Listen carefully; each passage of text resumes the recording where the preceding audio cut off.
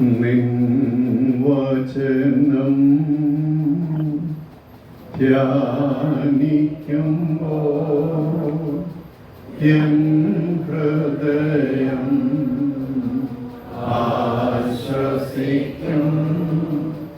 ഓരോളിൻ താഴ്വരയിൽ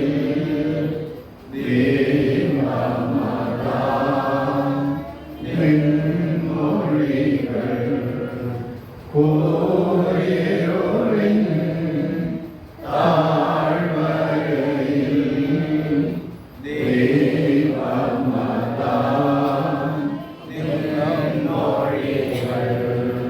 ദൈവതിരുനാമത്തിന് മഹത്വം ഉണ്ടാകട്ടെ. എബ്രായ ലേഖനം 13-ാം അധ്യായം 7-ാം വാക്യം. എബ്രായ ലേഖനം 13-ാം അധ്യായം 7-ാം വാക്യം.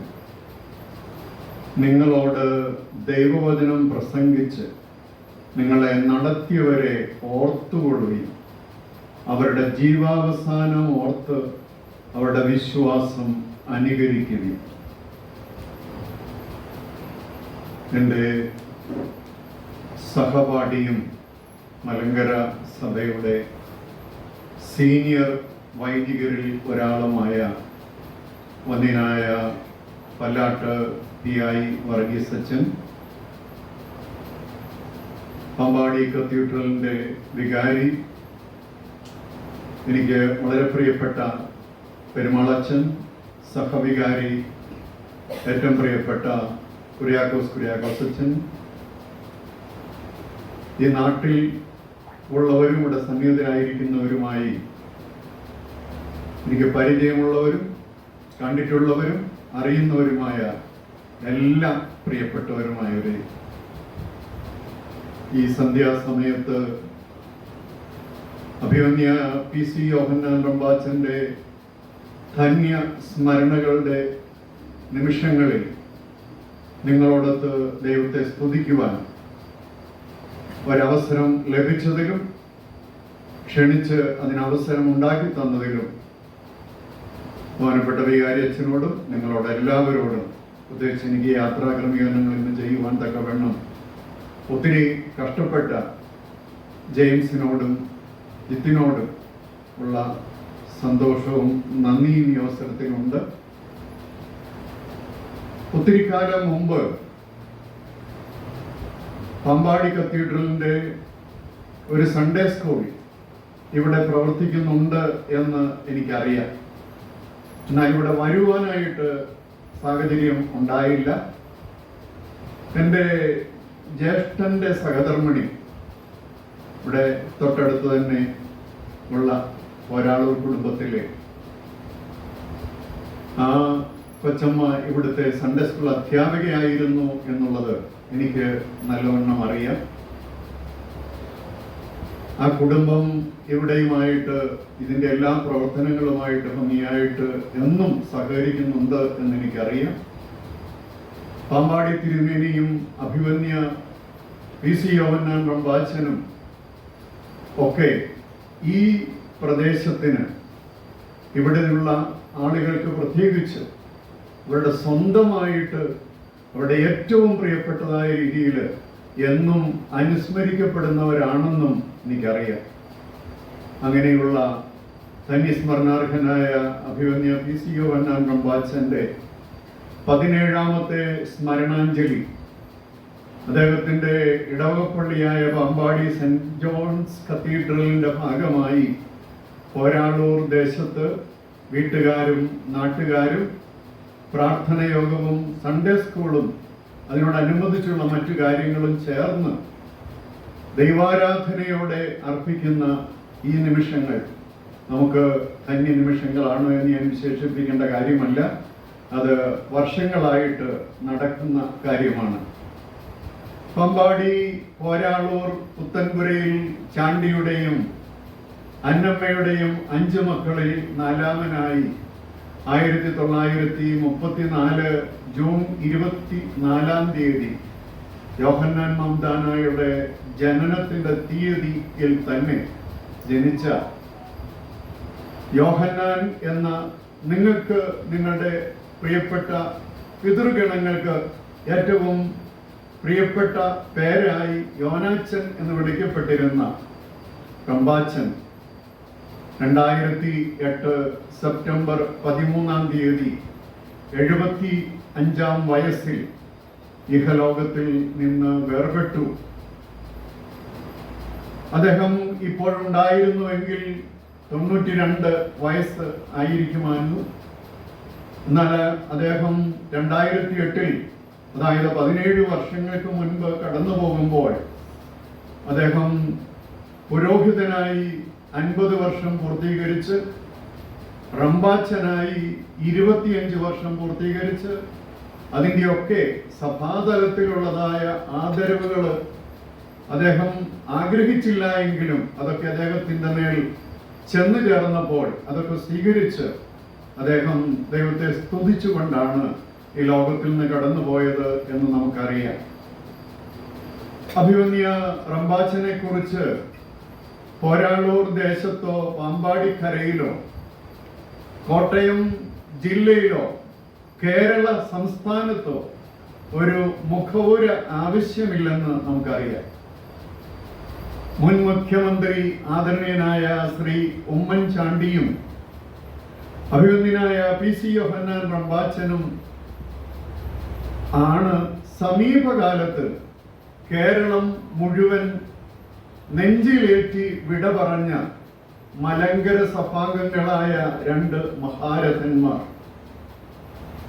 അതിനോട് ആരും വിയോജിക്കുമെന്ന് എനിക്ക് തോന്നുന്നില്ല. അത് മാത്രവുമല്ല, അവർ തമ്മിലുണ്ടായിരുന്ന ആത്മബന്ധവും അതുപോലെ തന്നെ അതുല്യവും ആഗോള പ്രശസ്തവുമായിരുന്നു.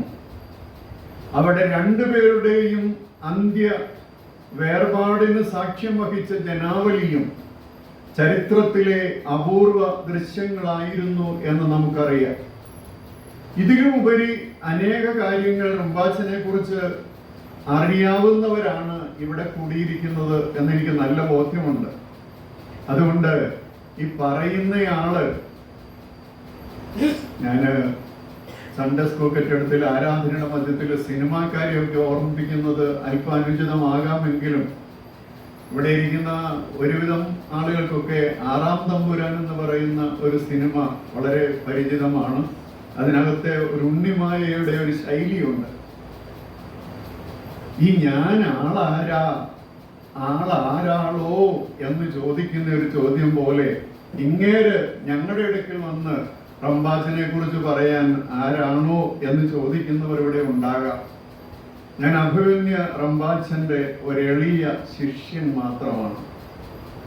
കുഞ്ഞുനാളിൽ 2 മാസം കൂടുമ്പോഴൊക്കെയും എൻ്റെ അമ്മയുടെ കൈ പിടിച്ച് 4 മൈലോളം നടന്ന് കോത്തല നിന്ന് പൊത്തമ്പുറം കുന്നു കയറി പൊത്തമ്പുറത്തെത്തി വിശുദ്ധ കുർബാനയിൽ സംബന്ധിച്ച് കഴിഞ്ഞ് പാമ്പാടി തിരുമേനിയെ മുറിയിൽ ചെന്ന് കണ്ട് കൈമുത്തി തലയ്ക്ക് കൈവച്ച് പ്രാർത്ഥിച്ച് ഇറങ്ങിപ്പോരുമ്പോൾ ഞാനൊന്ന് തിരിഞ്ഞ് നോക്കുമായിരുന്നു. ഒരു വലിയ പ്രതീക്ഷയോടെ, ഒരു കൊച്ചു കുഞ്ഞിൻ്റെ തിരിഞ്ഞു നോട്ടം. ആ നോട്ടം കാണുമ്പോൾ തിരുമേനി ഒരു പുഞ്ചിരിച്ചുകൊണ്ട് അടുക്ക നിൽക്കുന്ന യോഹന്നാൻ ശമ്മാശനോട് ഒരു കണ്ണ് കാണിച്ച്, ഒരു കൈ കാണിച്ച് ഒരു കാര്യം പറയും. അകത്തെ മുറിയിൽ ചെന്ന് തിരുമേനിക്ക് വേണ്ടി സൂക്ഷിച്ചു വെച്ചിരിക്കുന്ന ബിസ്ക്കറ്റ് പാത്രം തുറന്ന് ഇവനെടുത്ത് 2 കൊടുത്താലേ ഇവൻ ഇവിടുന്ന് പോകൂ എന്ന രീതിയിലായിരിക്കും തിരുമേനി അപ്പോൾ സൂചിപ്പിക്കുന്നത്. ശമ്മാശൻ വളരെ സന്തോഷത്തോടെ അത് നിർവഹിച്ചപ്പോൾ ആ രുചി വായിക്ക് പിടിച്ചത് അതങ്ങ് പതിവായി പോയതിൻ്റെ ഒരു ബാക്കിപത്രവും അതിൻ്റെ ഒരു ബാക്കി പാത്രവും മാത്രമാണ് ഞാൻ എന്ന് ഇവിടെ ഒന്ന് വിശേഷിപ്പിക്കുകയാണ്. പിന്നെ ആ വാത്സല്യം കൂടുതൽ അനുഭവിച്ച് റമ്പാച്ചൻ വച്ചു നീട്ടിയ ചില അവസരങ്ങളിലൂടെ റമ്പാച്ചൻ്റെ നിഴലിൽ ചിലയിടത്തൊക്കെ നിൽക്കുവാൻ ദൈവം തമ്പുരാൻ കൃപ ചെയ്തത് നന്ദിയോടെ ഓർക്കുന്നു. റമ്പാച്ചനെ കുറിച്ച് ഇവിടെയുള്ള ആളുകൾക്ക് അറിയാവുന്ന കാര്യങ്ങളിൽ ഏറ്റവും പ്രധാനപ്പെട്ട 2-3 കാര്യങ്ങൾ ഞാൻ എൻ്റെ മനസ്സിലേക്കൊന്ന് കൊണ്ടുവരാൻ ആഗ്രഹിക്കുകയാണ്. അദ്ദേഹത്തിൻ്റെ ജീവിതത്തിൻ്റെ അടിത്തറ എന്ന് പറയുന്നത് 3 ഭക്തികളായിരുന്നു.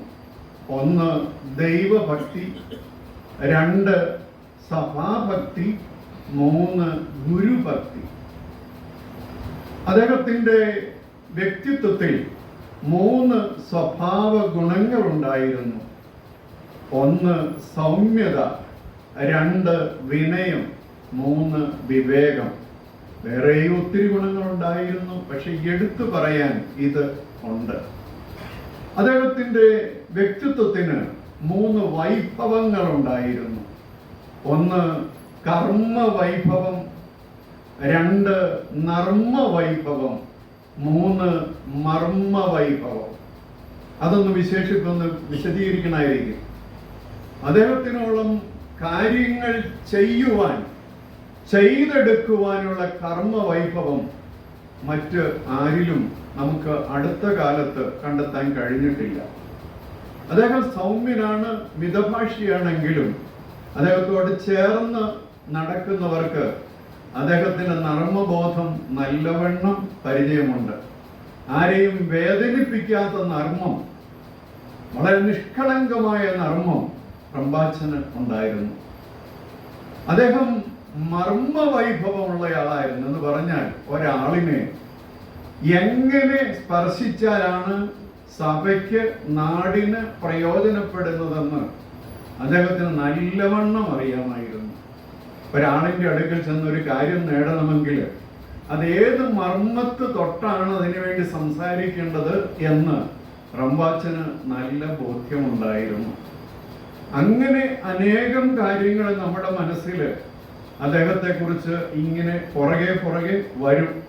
ഒരു നാടിൻ്റെ സമഗ്രമായ വിദ്യാഭ്യാസപരവും സേവനപരവും ആധ്യാത്മികവുമായ വെളിച്ചത്തിനും കേരള സമൂഹത്തിന്റെ പൊതുനന്മയുടെ സുഗന്ധമായും അദ്ദേഹം നിലകൊണ്ടു എന്നുള്ളത് നമുക്കറിയാം. ദീർഘമായ ഒരു അനുസ്മരണ പ്രഭാഷണം അദ്ദേഹത്തെക്കുറിച്ച് ആവശ്യമില്ലെന്നറിയാം. എനിക്ക് 3 കാരണങ്ങളാണ് അതിന് എടുത്ത് എൻ്റെ മനസ്സിലേക്ക് എന്നോട് തന്നെ പറയാനുള്ളത്. 1, ഇവിടെ സന്നിഹിതരായിരിക്കുന്നവർക്ക് അറിയാവുന്നതിലപ്പുറം റമ്പാച്ചനെ കുറിച്ച് പറയാൻ ആരെക്കൊണ്ടും സാധ്യമല്ല. കാരണം അദ്ദേഹത്തിൻ്റെ കുഞ്ഞുനാളിലെ കാര്യങ്ങൾ നിങ്ങളുടെ മാതാപിതാക്കള് നിങ്ങളോട് പറഞ്ഞ് നിങ്ങളുടെ മനസ്സിൽ ഉള്ളിടത്തോളം വേറെ ആരുടെയും മനസ്സിലുണ്ടാവുകയില്ല.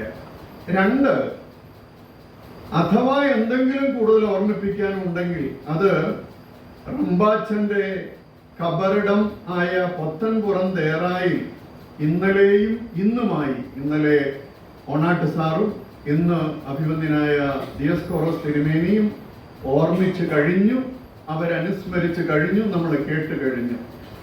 3-ാമത്തെ കാര്യം, അഭിവന്ദ്യ റമ്പാച്ചന്റെ ആത്മീയ സാന്നിധ്യമുള്ള ഇവിടെ റമ്പാച്ചൻ പറയാനും കേൾക്കുവാനും ആഗ്രഹിക്കുന്നത് ഒറ്റ വാചകത്തിൽ അനേകം തവണ റമ്പാച്ചൻ തന്നെ പറഞ്ഞിട്ടുള്ള ജീവിത മന്ത്രവും വിജയ രഹസ്യവുമാണ്.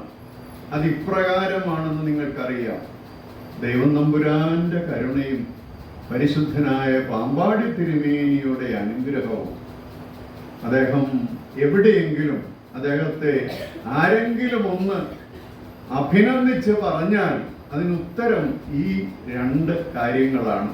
1, ദൈവം നമ്പുരാന്റെ കരുണയും പാമ്പാടി തിരുമേനിയുടെ അനുഗ്രഹവും. പാമ്പാടി തിരുമേനിയുടെ മാത്രമല്ല, അഭിവന്ദ്യ റമ്പാച്ചൻ പാറേട്ടമാർ ഇവാനിയോസ് തിരുമേനിയെയും യൂഹാനോന്മാർ അത്താനാസിയോസ് തിരുമേനിയെയും ജോസഫ് മാർ പക്കോമിയോസ് തിരുമേനിയെയും മാത്യൂസ് മാർ ബർന്നബാസ് തിരുമേനിയെയും ഗീവർഗീസ് മാർ ഇവാനിയോസ് തിരുമേനിയെയും മറ്റനേകം വൈദികരെയും വൈദിക സ്ഥാനികളെയും വ്യക്തിപരമായിട്ട് ശുശ്രൂഷിച്ച് അവരുടെ അനുഗ്രഹങ്ങൾ നേടി തൻ്റെ ഗുരുത്വം തെളിയിച്ചിട്ടുള്ളയാളാണ്. ഏത് ഒരനുസ്മരണവും അത് ഹ്രസ്വമോ ദീർഘമോ ആയിക്കൊള്ളട്ടെ, അതിന് നമുക്ക് ഒരു വേദാടിസ്ഥാനം ആയിട്ട് 2-3 വാക്യങ്ങളൊന്ന് കേൾക്കുന്നത് നന്നായിരിക്കുമെന്നുള്ളത് കൊണ്ട് മാത്രം ചുരുങ്ങിയ നിമിഷം കൊണ്ട് ഒരു 3 വാചകങ്ങൾ റമ്പാച്ചനെ കുറിച്ച് അന്വർത്ഥമായിരിക്കുന്നത് നിങ്ങളുമായിട്ട് പങ്കുവയ്ക്കുവാൻ ഞാൻ ആഗ്രഹിക്കുകയാണ്. ഒന്ന്, യോഹന്നാൻ സ്നാപകനെ കുറിച്ച് വിശുദ്ധ യോഹന്നാൻ ശ്ലീഹ തന്റെ സുവിശേഷത്തിൽ കുറിച്ച ഒരു വാക്യം. യോഹന്നാൻ എന്ന പേരുകാരനും അതേ ജന്മദിനക്കാരനുമായ PC യോഹന്നാൻ റമ്പാച്ചനെ നമ്മുടെ മനസ്സിലേക്ക് കൊണ്ടുവരുന്ന ഒരു വാക്യമാണത്. യോഹന്നാന്റെ സുവിശേഷം 1-ാം അധ്യായം 6-ാം വാക്യം. ദൈവം അയച്ചിട്ട് ഒരു മനുഷ്യൻ വന്നു, അവന് യോഹന്നാൻ എന്ന പേര്. സാന്ദർഭികമായി പറയട്ടെ, അഭിമന്യ റമ്പാച്ചനെ കുറിച്ചുള്ള ഓർമ്മക്കുറിപ്പുകളിൽ റമ്പാച്ചനെ കുറിച്ച് ഒരു 2-3 പുസ്തകങ്ങളെങ്കിലും, മലയാള മനോരമയുടെ സപ്ലിമെന്റ്, ദയറായുടെ ബുള്ളറ്റിന്, ചെറിയ ചെറിയ കുറിപ്പുകളും ഇതൊക്കെ നമ്മളൊക്കെ വായിച്ചിട്ടുള്ളതാണ്.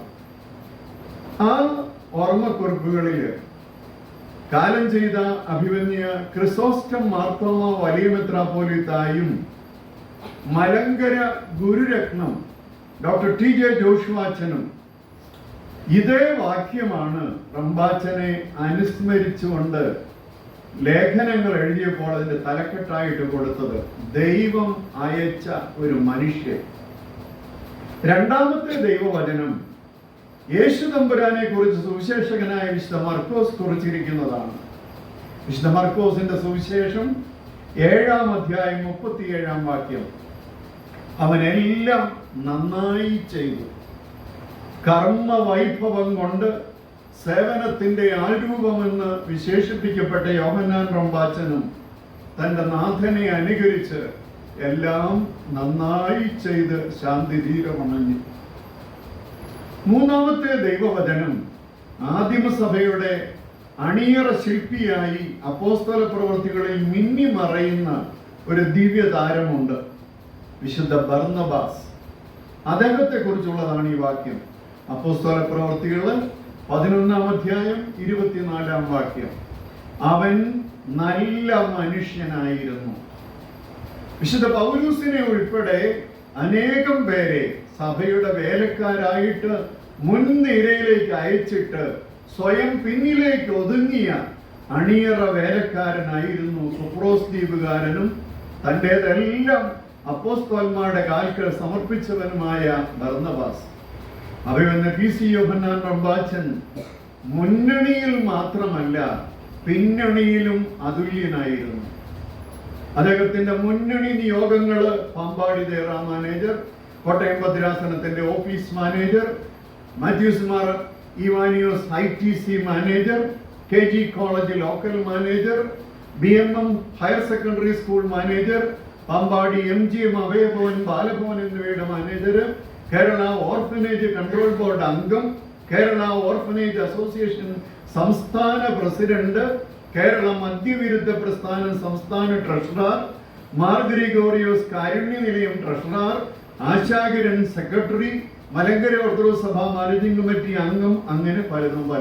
പക്ഷെ എനിക്ക് പറയാനുള്ളത്, ബർന്നബാസിനെ പോലെ റമ്പാച്ചൻ തിളങ്ങുന്നത് അദ്ദേഹത്തിന്റെ ജീവിതത്തിന്റെ അവസാനത്തിൽ തെളിഞ്ഞ് അദ്ദേഹത്തിന്റെ ഓർമ്മയിൽ ഇന്ന് കൂടുതൽ കൂടുതൽ തെളിഞ്ഞു വരുന്നത് അദ്ദേഹത്തിന്റെ പിന്നാമ്പുറ സേവനമാണ്. ഇനിയും അറിയപ്പെടാത്തതായിട്ട് പലതും അദ്ദേഹം വ്യക്തിപരമായും ചില പ്രസ്ഥാനങ്ങൾക്കായും ചെയ്തു കൊടുത്തതായ സേവനങ്ങൾ, അങ്ങനെയുള്ള ഒരു നല്ല മനുഷ്യനായിരുന്നു റമ്പാച്ചൻ എന്നുള്ളത് കൊണ്ട് കാലം കഴിയും തോറും ആരെങ്കിലുമൊക്കെ തങ്ങളുടെ ജീവിതാനുഭവത്തിൽ നിന്ന് വീണ്ടും വീണ്ടും പലതും റമ്പാച്ചനെ കൊണ്ട് പറഞ്ഞു പിന്ന സാക്ഷ്യപ്പെടുത്തുന്ന ഒരു കാലഘട്ടമായിരിക്കും നമുക്ക് മുന്നിൽ കാണുന്നത്. അത് അനേകം ആളുകളെ കുറിച്ച് പറയാനായിട്ടില്ല. ചിലരൊക്കെ വലിയ കാര്യങ്ങൾ ചെയ്തുവെന്ന് തങ്ങൾ മരിച്ച ഉടനെ കേൾക്കും, പറയിപ്പിക്കും, എഴുതും. പക്ഷെ പിന്നീട് അതൊന്നൊന്നായിട്ട് അങ്ങ് അടങ്ങിത്തീരും. എന്നാൽ അതങ്ങനെയല്ല. റമ്പാച്ചനെ സംബന്ധിച്ച് പിന്നണി സേവനം, മാറി നിന്നുകൊണ്ട് പേരെടുക്കാതെ ചെയ്ത സേവനം, അത് എന്നും പുതിയ പുതിയ അറിവായി, പുതിയ പുതിയ സുഗന്ധമായിട്ട് വരും. അങ്ങനെ സൗമ്യനായി, സഹനത്തിന്റെ ആരൂപമായി, വിനയത്തിന്റെ മഹാസാക്ഷ്യമായി, ഒരു പ്രസ്ഥാനമായി, ഒരു സംഭവമായി, ഒരു ഇതിഹാസമായി റമ്പാച്ചൻ നമ്മുടെ മുമ്പിൽ ശോഭിക്കുന്നു. ഞാൻ ഇനിയും അധികമൊന്നും പറയാൻ ആഗ്രഹിക്കുന്നില്ല. ഞാൻ പറയാൻ ആഗ്രഹിച്ച കാര്യങ്ങളിൽ, റമ്പാച്ചനെ കുറിച്ച് അനുസ്മരിച്ച കാര്യങ്ങൾ ഇത്രയുമേ ഉള്ളൂ തൽക്കാലം. എന്നാൽ നമ്മളൊക്കെ നാളത്തേനു വേണ്ടി ജീവിക്കുന്നവരാ, സ്വപ്നം കാണുന്നവരാ. റമ്പാച്ചൻ എന്തായിരിക്കും നമ്മളോട് ഇന്ന് പറയുന്നതെന്ന് കേൾക്കാൻ കൂടെ താല്പര്യമില്ലേ? റമ്പാച്ചൻ വലിയ ആളായിരുന്നു, ഞങ്ങളുടെ റമ്പാച്ചൻ വലിയ ആളായിരുന്നു പിന്നെ പറഞ്ഞുകൊണ്ടായില്ല. ഇന്ന് റമ്പാച്ചൻ ഉണ്ടായിരുന്നുവെങ്കിൽ എങ്ങനെയാകുമായിരുന്നു, എന്ത് പറയുമായിരുന്നു എന്നുകൂടെ ശ്രദ്ധിക്കാൻ നമുക്ക് ചുമതലയുണ്ട്. അതുകൊണ്ട് അങ്ങനെയുള്ള ഒരു 3-4 കാര്യങ്ങൾ കൂടെ പറഞ്ഞ് ഞാൻ എൻ്റെ വാക്കുകൾ ഉപസംഹരിച്ചു കൊള്ളാം. അഭിമന്യ റമ്പാച്ചൻ ആദരണീയനായ ഉമ്മൻചാണ്ടി സാറിന്റെ ആത്മസുഹൃത്തും കുടുംബ സുഹൃത്തും ആയിരുന്നുവെന്ന് നമുക്കറിയാം. ഉമ്മൻചാണ്ടി സാറ് കോൺഗ്രസിന്റെ അനിഷേധ്യ നേതാവായിരുന്നു. പക്ഷേ റമ്പാച്ചൻ രാഷ്ട്രീയ പാർട്ടികളിൽ തമ്മിൽ വളർന്നുകൊണ്ടിരിക്കുന്ന വിദ്വേഷ രാഷ്ട്രീയത്തിന് എതിരായിരുന്നു. നമ്മുടെ കാലത്ത് നമ്മളെ കണ്ടുകൊണ്ടിരിക്കുന്ന, നമ്മൾ സാക്ഷികളാകുന്ന, നമ്മൾ ബലിയാടുകളാകുന്ന ഒരു യാഥാർത്ഥ്യം വിദ്വേഷ രാഷ്ട്രീയമാണ്. നിലവാരം കുറഞ്ഞതായ രാഷ്ട്രീയം. ഇതിനെതിരായിരുന്നു റമ്പാച്ചൻ. കാരണം എല്ലാ പാർട്ടികളിലും റമ്പാച്ചനെ സ്നേഹിക്കുന്നവര്, ആദരിക്കുന്നവര്, എല്ലാ പാർട്ടികളുടെ നേതാക്കളുടെ അടുക്കലേക്ക് റമ്പാച്ചന് ചെല്ലാനായിട്ടൊരു വഴി ഉണ്ടായിരുന്നു. ആ വഴി ഇന്ന് എത്രമാത്രം തുറന്നിരിക്കുന്നു എന്നൊന്ന് പരിശോധിക്കുവാൻ, അത് അടഞ്ഞു പോകുന്നതിന്റെ കാരണങ്ങൾ എന്താണ് എന്ന് ഗൗരവതരമായിട്ടൊന്ന് ചിന്തിക്കുവാൻ, വിദ്വേഷ രാഷ്ട്രീയം നമ്മുടെ നാട്ടിലും നമ്മുടെ ചുറ്റുപാടും എന്തെല്ലാം കുഴപ്പങ്ങളാണ് വരുത്തിക്കൊണ്ടിരിക്കുന്ന, വിദ്യാലയങ്ങൾ തൊട്ട് ഔദ്യോഗിക സ്ഥാനങ്ങൾ വരെ, പോലീസ് കേന്ദ്രങ്ങൾ വരെ, എല്ലായിടത്തും ഈ വിദ്വേഷ രാഷ്ട്രീയം എന്തെല്ലാമാണ് ചെയ്തു കൂട്ടുന്നത്. ഒരാളിനെ നശിപ്പിക്കാൻ വേണ്ടി എന്തെല്ലാമാണ് ഉദ്ദേശിക്കുന്നത്. രാഷ്ട്രീയമായിരിക്കുന്ന മാർഗങ്ങൾ അവിടെ എതിരായിട്ട് നിൽക്കുമ്പോൾ ആളിനെ കൊന്നുകളയുവാൻ, അയാളെ സമൂഹ മാധ്യമത്തിൽ കൊലവിളിക്കുവാൻ ശ്രമിക്കുന്ന ഈ പ്രവണത റമ്പാച്ചന്റെ മനസ്സിനെ, മനസാക്ഷിയെ വേദനിപ്പിക്കുന്നതാണ് എന്ന് ഒന്ന് ചിന്തിക്കുന്നവരുടെ കൂട്ടത്തിലേക്ക് വരാൻ റമ്പാച്ചൻ ഇന്ന് നമ്മളോട് പ്രത്യേകിച്ച് ഓർപ്പിക്കുന്നു. രണ്ടാമത്, അഭിമന്യ റമ്പാച്ചൻ മലങ്കര സഭയുടെ കറയറ്റ സഭാഭക്തനായിരുന്നു. എങ്കിലും മലങ്കര സഭയിൽ ഐക്യവും സമാധാനവും പുലരുവാൻ അദ്ദേഹം ഹൃദയപൂർവ്വം ആഗ്രഹിച്ചിരുന്നു. സ്വന്തം സഭയോടുള്ള ആഴമേറിയ സ്നേഹവും സഭാ നേതൃത്വത്തോടുള്ള വലിയ ഭക്തിയും, പക്ഷേ അദ്ദേഹത്തെ ഒരു സഭാ തീവ്രവാദിയാക്കിയിട്ടില്ല. അദ്ദേഹം സഭയുടെ സമാധാനത്തിനു വേണ്ടി എന്നെങ്കിലും ഒരു ദിവസം ഇത് ഐക്യമുള്ള, സ്നേഹമുള്ള സഭയായിട്ട് മാറണമെന്നുള്ള ഒരു വലിയ ആഗ്രഹത്തോടുകൂടി. കാരണം അദ്ദേഹത്തിന്റെ നല്ല കാലത്ത് മുഴുവൻ സഭ ഒന്നായിരുന്നു. 1958 മുതൽ 1970 വരെയുള്ള കാലഘട്ടം ഞങ്ങളൊക്കെ സെമിനാരി, ബഹുമാനപ്പെട്ട പി എ വർഗീസ് അച്ഛനൊക്കെ ഞങ്ങളൊക്കെ സെമിനാരി പഠിക്കുന്ന സമയത്ത് സഭ ഒന്നായിരുന്നു. അവിടെ അതിന്റെ ഒരു വലിയ അനുഗ്രഹം ഞങ്ങൾ അനുഭവിച്ചവരാ. റമ്പാച്ചന് മണ്ടാട്ടുപള്ളിയിലെ വികാരിമാരും ബാക്കിയുള്ള അതുപോലെയുള്ള പലരെയും വലിയ സൗഹൃദത്തിൽ കണ്ടിരുന്ന ഒരു കാലഘട്ടമാണ്. അത് മലങ്കര സഭ മുഴുവനും അദ്ദേഹത്തിനുണ്ടായിരുന്നു. അപ്പൊ അത് ഒന്ന് സ്ഥാപിച്ചു കിട്ടുവാൻ വേണ്ടി അദ്ദേഹം എന്തൊക്കെ ചെയ്തിട്ടുണ്ടെന്ന് നമുക്കാർക്കും അറിയില്ല.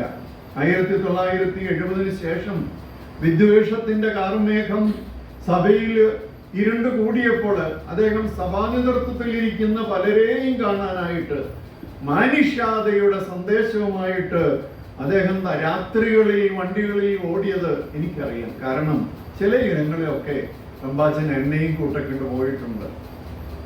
അങ്ങനെയുള്ള ചില യാത്രകളിൽ അദ്ദേഹം പറഞ്ഞിട്ടുള്ള കാര്യങ്ങളും അദ്ദേഹത്തിന്റെ മനസ്സിലെ വേദനയും, സ്വന്തം സഭയോടുള്ള ഭക്തി എന്ന് പറഞ്ഞാൽ ഈ സഭയുടെ നിലപാടുകൾക്ക് വ്യത്യസ്തമായിട്ട് നിൽക്കുന്നവരെ കൊന്നുകളയാനോ ഇല്ലാതാക്കുവാനോ ഉള്ള ഒരു ചിന്തയായിട്ട് അദ്ദേഹത്തിൽ ഒരിക്കലും ഉണ്ടായിട്ടില്ല. സമാധാന സന്ദേശത്തിന്റെ വാഹകനായിരുന്നത്. നമ്മുടെ ഈ നാട്ടിൽ ആ ഒരു ദൂത് ലോകത്തിലേക്ക് പറയുവാൻ, അതിനുവേണ്ടി നിലകൊള്ളുവാൻ സാധിക്കുന്നവരുടെ ഒരു കൂട്ടായ്മ റമ്പാച്ചൻ ആഗ്രഹിക്കുന്നുണ്ടായിരിക്കും. മൂന്നാമത്, അഭിമന്യ റമ്പാച്ചൻ ജാതി മത സമുദായ ബന്ധങ്ങൾക്ക് അതീതനായിട്ട് നിൽക്കുവാൻ കഴിവുള്ള കെൽപ്പുള്ള ഒരാളായിരുന്നു.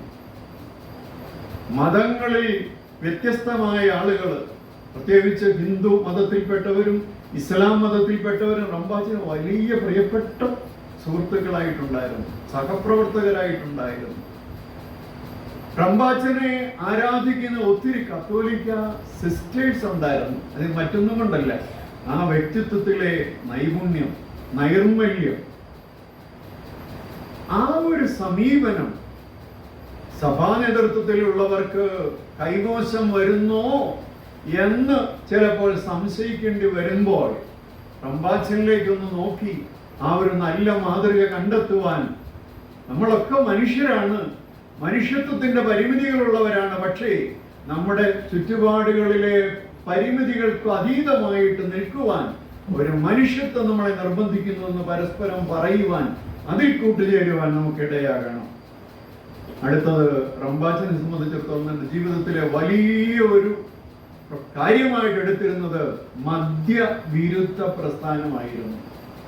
മദ്യവിരുദ്ധ പ്രസ്ഥാനത്തിന്റെ കേരളത്തിന്റെ മുഴുവൻ നേതൃത്വത്തിലേക്ക് അദ്ദേഹം വന്നു. ഇന്ന് മദ്യമല്ല പ്രശ്നം. ഇന്ന് യുവജനങ്ങള് അവരുടെ കാലഘട്ടത്തിൽ പുതിയ പുതിയ സംഗതികളിലേക്ക് വന്നുകൊണ്ടിരിക്കുകയാണ്. ഇന്നത്തെ തലമുറയെ കുറിച്ച് പറയുന്ന ബീറ്റ തലമുറ എന്നാണ് പറയുന്നത്. ഹൈപ്പർ ലൂപ്സ് എന്നാണ് അവരെ വിശേഷിപ്പിക്കുന്നത്. പണ്ട് പിള്ളേരെ പഠിപ്പിച്ച രീതിയിലും പേടിപ്പിച്ച രീതിയിലും ഒന്നും പറ്റുകയില്ല. അവരിന്ന് അപ്പനെയും അമ്മയും ഒക്കെ തന്ത വൈബെന്നും തള്ള വൈബെന്നും ഒക്കെ വിശേഷിപ്പിച്ചുകൊണ്ട് അവര് അവരുടെ അമ്പാന്മാരുടെ കാലം ആഘോഷിക്കുക. ഈ അമ്പാന്മാരുടെ കാലത്ത് ഈ കുട്ടികള് പുതിയ പുതിയ സുഖ സൗകര്യങ്ങളുടെ പിന്നാലെ, പുതിയ പുതിയ ആസക്തികളുടെ പിന്നാലെ പോയിക്കൊണ്ടിരിക്കുക. അതുകൊണ്ട് മദ്യവിരുദ്ധ പ്രസ്ഥാനം കൊണ്ടൊന്നും പോരാ. ഈ കാലഘട്ടത്തിൽ ഇളം തലമുറ ആയിക്കൊണ്ടിരിക്കുന്ന ആസക്തികളുടെ ഒരു ലോകം, അതിലേക്കൊന്ന് ഇറങ്ങിച്ചെല്ലുവാൻ ഈ മദ്യവിരുദ്ധ പ്രസ്ഥാനത്തിന് പുതിയ ഭാവവും രൂപവും ആവശ്യമായി. ഇതൊക്കെ അച്ഛൻ ഇവിടെ ഞങ്ങളോട് പറഞ്ഞിട്ട് എന്താ കാര്യം അറിയാം. ഞാനൊക്കെ 75 വയസ്സായി പോയി, വലിയ കാര്യങ്ങളൊന്നും ചെയ്തിട്ടില്ല, പറഞ്ഞിട്ടില്ല, എഴുതിയിട്ടില്ല. എന്നാലും വല്ലതും പറയാനൊരവസരം, അച്ഛനെ അവസരം പോലെ പറയുമ്പോഴേ എനിക്കൊന്ന് പറയാൻ ഇവിടെയെല്ലാം ഇവിടെ അന്ന് പറഞ്ഞു പോയെന്ന് മാത്രമേ ഉള്ളൂ. പക്ഷെ റമ്പാച്ചന്റെ മനസ്സിന്ന് ആഗ്രഹിക്കുന്ന, കാലഘട്ടത്തിനനുസൃതമായിരിക്കുന്ന മദ്യവിരുദ്ധ പ്രസ്ഥാനം എന്ന് പറഞ്ഞാൽ ഇളം തലമുറയിൽ നിന്ന് കശാപ്പ് ചെയ്യുന്ന ആസക്തികൾക്കെതിരായിട്ട് സഭകളും മതങ്ങളെല്ലാം ചേർന്ന് നിന്നുകൊണ്ട് പ്രവർത്തിക്കേണ്ട ഒരു കാലഘട്ടം, അതിന്റെ പ്രാധാന്യം നമ്മളെ ഓർമ്മിപ്പിക്കുകയാണ്. അവസാനമായിട്ട് പറയാനുള്ളത്, റമ്പാച്ചൻ തന്റെ കാലഘട്ടത്തിൽ വിദ്യാഭ്യാസത്തിന്റെ മേഖലയിൽ അതിന്റെ വലിയ സേവനം നിർവഹിച്ചെന്ന് നമുക്കറിയാം. പക്ഷേ ഈ 17 വർഷം കഴിഞ്ഞപ്പോൾ അദ്ദേഹത്തിന്റെ ആത്മാവിന് നല്ല ബോധ്യമുണ്ട്, ക്രൈസ്തവരനെയും വിദ്യാഭ്യാസ മേഖലയിൽ വലിയ കാര്യമായിട്ടൊന്നും ചെയ്യേണ്ട കാര്യമില്ല. സർക്കാർ അതൊക്കെ ഏറ്റെടുത്ത് കഴിഞ്ഞു. നമ്മൾ തുടങ്ങിയ സ്കൂളുകൾക്കകത്തൊക്കെ പിള്ളേരുടെ നമ്പർ കുറഞ്ഞുകൊണ്ടിരിക്കുക. നമ്മുടെ വിദ്യാഭ്യാസത്തിന്റെ ഭാവി പ്രവർത്തനത്തെ സംബന്ധിച്ച ആശങ്കകളുണ്ട്. എന്നാൽ വേറൊരു മേഖല വളരെ പ്രധാനപ്പെട്ടതാണ്. അതാരാണെന്നറിയാമോ? നമ്മുടെ മുതിർന്ന തലമുറയുടെ അവസ്ഥ. ജനസംഖ്യയിൽ ഇന്ന് ഏറ്റവും കൂടുതലായിട്ട് വന്നുകൊണ്ടിരിക്കുന്നത് 50 വയസ്സിനും 80 വയസ്സിനും ഇടയിലുള്ള ആളുകളുടെ നമ്പർ കൂടി കൂടി വരിക ആയുർദൈർഘ്യം കൊണ്ട്. പണ്ടൊക്കെ ഇതിൽ കഷ്ടത അനുഭവിക്കുന്നവർക്കൊരു അഭയഭവൻ ഉണ്ടാക്കി കൊടുത്താൽ മതിയായിരുന്നു, ഒരു വൃദ്ധഭവൻ ഉണ്ടാക്കി കൊടുത്താൽ മതി. ഇന്ന് അങ്ങനെയല്ല. അവരവരുടെ വീടുകളിൽ അപ്പനും അമ്മയും അല്ലെങ്കിൽ അതിൽ ഒരാള് ഇങ്ങനെ കഴിഞ്ഞുകൂടുക. അത്യാവശ്യത്തിന് പണമുണ്ട്, പക്ഷേ അവർക്ക് ആവശ്യത്തിനൊരു സാന്ത്വനം നൽകുവാൻ വേണ്ടി അവരായിരിക്കുന്നിടത്ത് ഒരു ശുശ്രൂഷ നിർവഹിക്കുവാൻ ആവശ്യമായിരിക്കുന്ന പര്യാപ്തമായിരിക്കുന്ന ഒരു സംവിധാനം സഭയ്ക്ക് ഇതുവരെയും, സഭയ്ക്ക് മാത്രമല്ല മിക്ക പ്രസ്ഥാനങ്ങൾക്കും കാര്യമായിട്ടുണ്ടായിട്ട് അവിടെ ഇവിടെയൊക്കെ ഉണ്ട്. എന്നാൽ ഇന്നത്തെ കാലഘട്ടത്തിന് റമ്പാച്ചൻ ജീവിച്ചിരുന്നുവെങ്കിൽ വിദ്യാഭ്യാസത്തിന് പകരം ഈ മുതിർന്ന തലമുറയുടെ പരിചരണത്തിന് വേണ്ടിയുള്ള പരിശീലനം, സ്ഥാപനങ്ങൾ പറഞ്ഞാൽ കൊണ്ട് താമസിപ്പിക്കാനല്ല, വീടുകളിലേക്ക് ആളുകളെ ട്രെയിനിങ് കഴിഞ്ഞ് അയച്ച് അവരെ കൂടെ അവരെ പരിപാലിക്കുന്ന സംവിധാനം, അത് പണം ഇങ്ങോട്ട് കിട്ടുന്ന പ്രസ്ഥാനം കൂടിയാക്കി മാറ്റാം. അത് പ്ലാൻ ചെയ്താൽ മതി. അങ്ങനെയുള്ള ഒരു വ്യവസ്ഥിതി റമ്പാച്ചൻ നിശ്ചയമായിട്ടും പ്ലാൻ ചെയ്യുമായിരുന്നു എൻ്റെ വിചാരം. നമുക്ക് ഇന്ന് അതുകൊണ്ട് തമ്പുരാൻ നമ്മളോട് പറയുന്ന ഒരൊറ്റ ചോദ്യം: ദൈവം അയച്ച ഒരു മനുഷ്യനെ നിങ്ങൾ കണ്ടു, എന്നാൽ എനിക്ക് ഇന്നും വേണം ആള്. ഞാൻ ആരെ അയക്കേണ്ടു? ആർ നമുക്ക് വേണ്ടി പോകും. ദൈവത്തിന് സ്തുതി.